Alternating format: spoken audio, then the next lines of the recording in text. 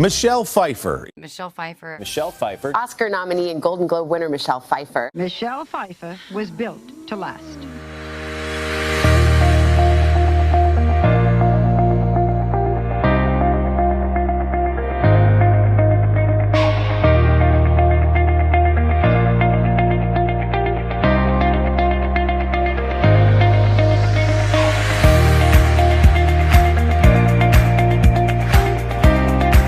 Michelle Pfeiffer is considered to be one of the most beautiful actresses in Hollywood. Born in 1958, the California girl originally went to school to be a court reporter. However, she soon realized acting was her true calling. Taking a leap of faith, the young unknown actress dropped out of college to pursue an acting career, first starting out with small bit roles in TV shows. Who is he, Naomi? A birdman. He saved me from them. He has powers beyond belief. Really? I'm taking him to the Queen now. The Queen. A few years later, Michelle finally got her big break as she earned the leading role in the movie Grease 2. The film was a flop and ripped apart by critics. But Michelle's performance turned heads and caught the attention of studio executives.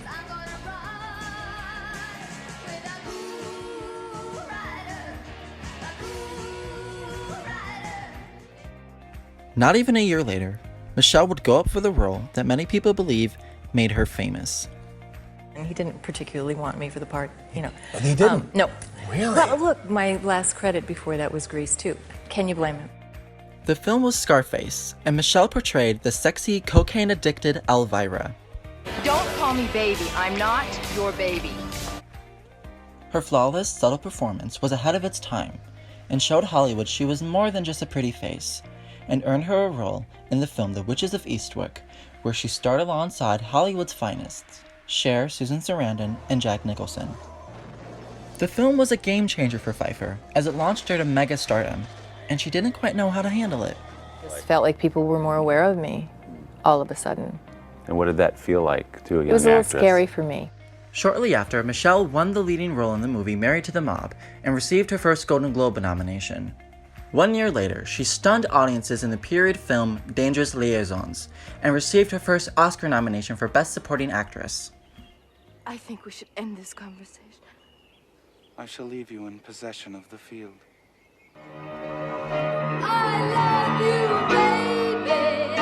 She would then go on to star as Susie Diamond in The Fabulous Baker Boys.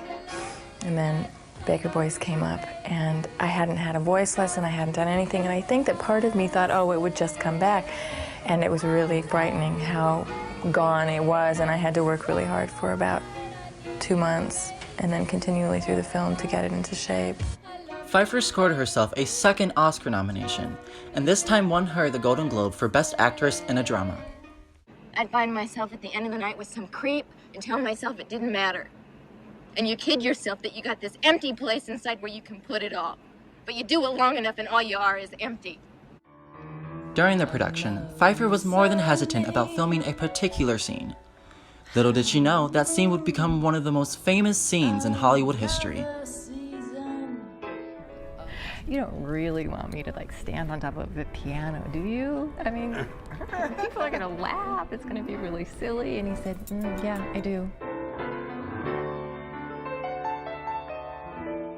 For making a beat.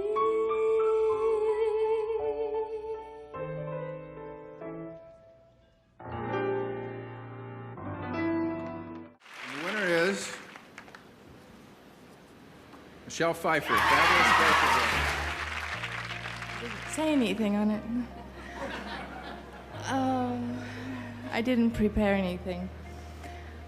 Flashing forward to 1992, Michelle Pfeiffer took on a role in the film Batman Returns that many people believe cemented her place in Hollywood history, Catwoman.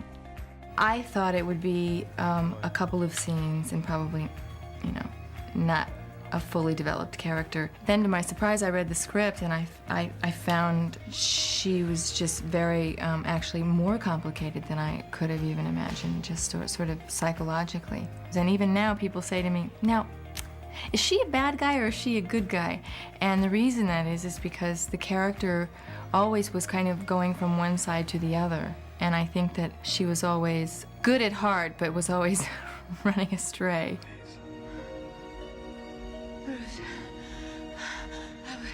I would love to live with you in your castle.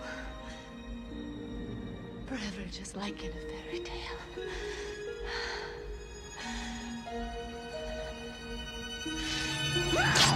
I just couldn't live with myself.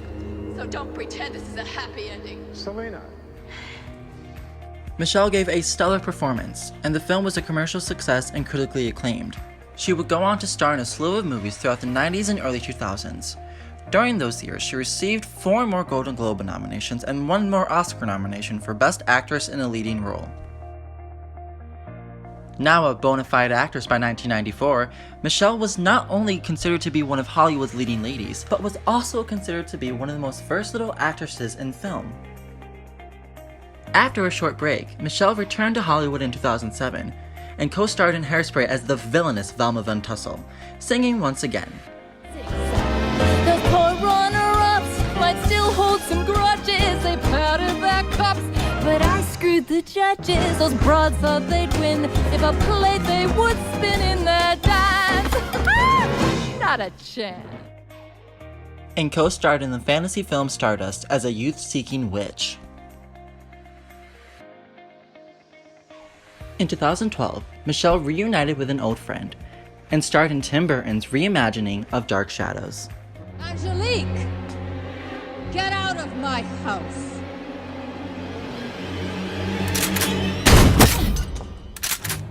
After the family's release in 2013, Michelle took a lengthy hiatus, quietly disappearing from Hollywood unnoticed. 5 years later, the woefully underrated actress revealed in Interview magazine she disappeared for reasons being her children and family life. It was actually one of my children who said to me one day, "Mom, are you ever going to go back to work?" And which kind of hurt my feelings. And earlier in 2017, it looked like the blonde bombshell was planning a comeback, and she certainly did, but this time as a warship. Kicking off her comeback, Pfeiffer portrayed Ruth Madoff in The Wizard of Lies, and her tragic performance was critically acclaimed. He's my lifetime. He's my whole entire memory. Why don't you want kids? She followed up with her next movie entitled Mother, where she starred alongside Jennifer Lawrence. Critics all over the globe praised Michelle for her brilliant scene-stealing performance, and was even in consideration for an Oscar nomination this year. You know, you're not going to be so young forever. You know, it was really challenging artistically because Darren does these wild, really long masters where he's weaving in and out of rooms and up stairways and down stairways, and you're sort of jumping over cables and coming in and leaving the, and it's wild, and yet it was very thrilling. It was exciting, and it's a fun part for me. It's I guess unlike anything I've really ever played, or maybe anything I've sort of played in a long time. Finishing out the year strong, Michelle portrayed the secretive widow Caroline Hubbard in the retelling of the famous novel Murder on the Orient Express, where her performance is once again being praised. Eyes linger any longer, I'll have to charge rent. I'll pay. Yes, Michelle is hitting the bullseye over and over again this year. However, her triumphant return to the silver screen comes at a time when Hollywood is being looked at from underneath a microscope.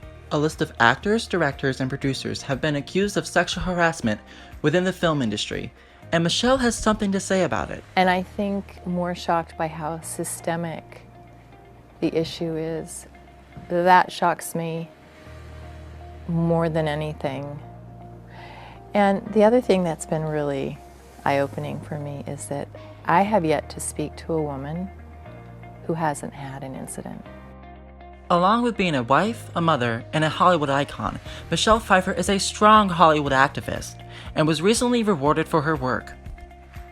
I am here today to honor and talk to you about the Environmental Working Group, otherwise known as EWG. On top of her career-defining comeback, Michelle managed to stay relevant within pop culture, without her even knowing. as she received name drops in several popular songs, one being Riptide,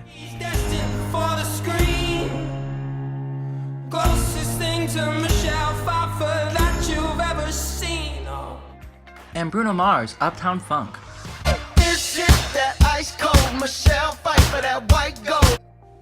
And Michelle's enjoying every second of it. Yeah, it was very cool. It was a little embarrassing at times. You know, I'm in carpool with the kids and the song comes on and my son's like... It seems 2017 is Michelle's comeback year. However, Michelle has a different view on that. A lot of people are calling this your comeback year, or that 2017, suddenly you're everywhere. Do you view this as some kind of comeback this year? It's strange because I never really felt like I went away. Call it whatever you want, but the Pfeiffer resurgence is hot and happening. Several publications and critics have applauded Michelle for her return and has labeled 2017 as Michelle's year. Are you telling me the truth? Her gripping performance of Ruth Madoff caught the attention of Hollywood and received her first Emmy nomination, and was honored with her 7th Golden Globe nomination. Anybody in the know knows you weren't the mastermind. That's nonsense. Thanks, I already want to kill myself. You trying to make me feel worse? Yes, 2017 was the year of Michelle Pfeiffer, and her comeback has only begun. In 2018, she has a string of movies set to hit the theaters, and Michelle's celebrated return to Hollywood reminds us that her raw talent and glamour ensures that she will never go out of style, and is much like a fine wine who just gets better with age. The Queen of the Silver Screen has finally returned, and was definitely built to last a lifetime.